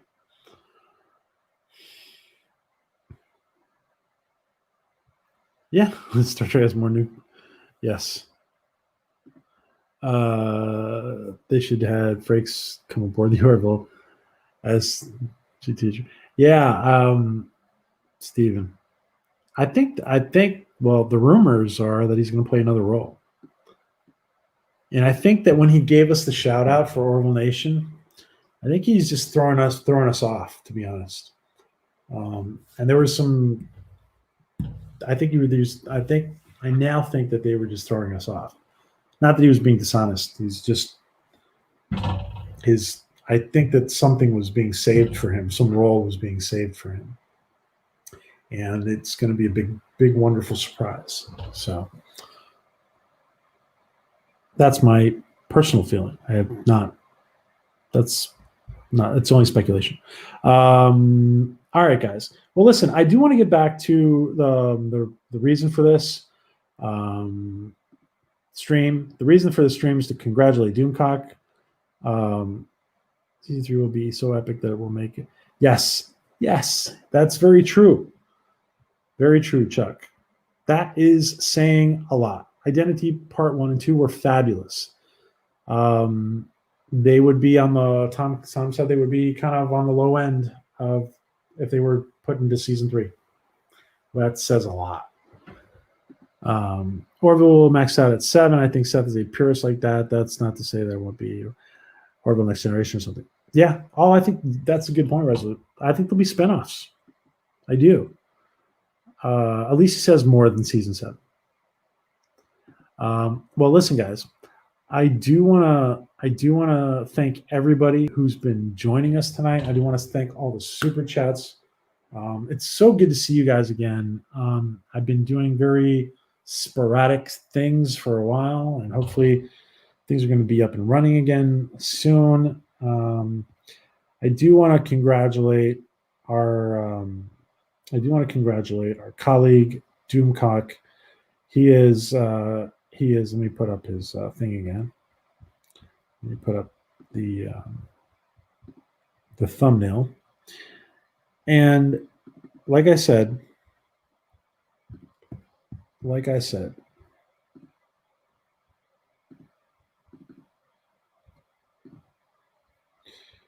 Doomcock is gonna very soon, very, very soon. Jim, yeah, you're just getting here. Thanks, Diga. Thank you, my friend. Thank you, Big Mac. Thank you, my friend. And Trey, we've talked for so long about doing something together. We got to do something together at one point. Good to see you, my friend. Thank you so much, Max World Entertainment. You guys are must be subbed to Mac. You must be subbed to Trey.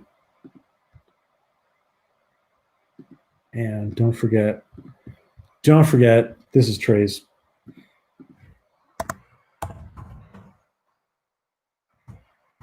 Mac World Entertainment. Thank you, my friend, so much. Everybody, anybody here is not subbed to Trey. I think you guys all are, but just in case. Thank you, Trey. Thank you so much, my friend. Great stream, PJ. Thank you, my friend. Thank you all for your support. I do want you guys to all congratulate Doomcock when he does surpass these guys. And again, just to resume, what does it mean? What does this mean for a YouTube channel, and more specifically for Doomcock to be doing this? For him, it's a milestone because obviously he cares very much about Trek, and we've all been seeing Trek mistreated, mishandled for many years. Unfortunately, right now it's coming on many years, too many years. And so it is a milestone. And if CBS All Access was being run the way it should be, and if Star Trek was spearheading CBS All Access the way it should be, I don't think that it would be. I don't think that CBS Access will be at 210K. So what does it say? It says a lot. Just to resume, what does it say? It says a lot about Doomcock, this one-man show, this one guy in his basement at the center of the earth, kicking ass with his dedication and with his attention to detail with his audience. And that is one of the most remarkable differences between what CBS All Access is doing and what Doomcock is doing. Doomcock cares about what the audience thinks. He takes continuous feedback. The audience for CBS All Access and the people running Star Trek are basically preaching to the audience. They're not listening to the audience. It's also the difference between the Orville and Star Trek right now. And who knows? Hopefully Star Trek will be in better hands very soon. Who knows? Maybe someday they'll be in Seth's hands. That'd be awesome. Thank you, everybody. I lost a Discord server specifically for stream notifications. Stream 2's okay. So that's the Discord information for LDG. And this is a very important point. There is a lot of good programming for Larry. Absolutely. There's a lot of good programming on CBS that CBS has done in the past. And there's one more thing I want to say too. Just the whole. I know a lot of geeks are not. How do I say this? They're not big fans of Big Bang, but they are. They aren't, but they are. What I want to say is the following. I do think that with the success of a show like Big Bang, I do think that there was the ability to bridge normies to sci-fi with that audience. And I do think that was not used when they were putting a new Star Trek show together. The fact that they're putting new Star Trek together and scrapping what the real nerds want is very sad. So I enjoy Doomcock, especially the rumors and scoops I could live in. Yeah, listen, there's probably more truth to any rumor on a lot of these YouTube channels. Sometimes they're wrong, sometimes they're right, but a lot of times there is some truth or a lot of truth in some of these rumors. I want to petition to get more content for the Orville YouTube channel. Steven, that's awesome, dude. That's awesome. Let me know how I can help. I'm always here for you on Twitter. Look for me on Twitter, Steve, if I can help in any way. Really, nothing. Most of the Star Trek fan base probably doesn't go to CBS YouTube channel. Well, yeah, I wouldn't even consider it. Yeah. All right, guys. Thank you so much for an awesome stream. Thank you all for coming. And congratulations to Doomcock. He will be there soon when he surpasses whatever it is. If it's not 210, 211, whatever it is at the moment he surpasses, give him a heads up and congratulate him. So you guys all have a safe night. Be safe. Stay safe. Have a blessed weekend. Thank you, guys.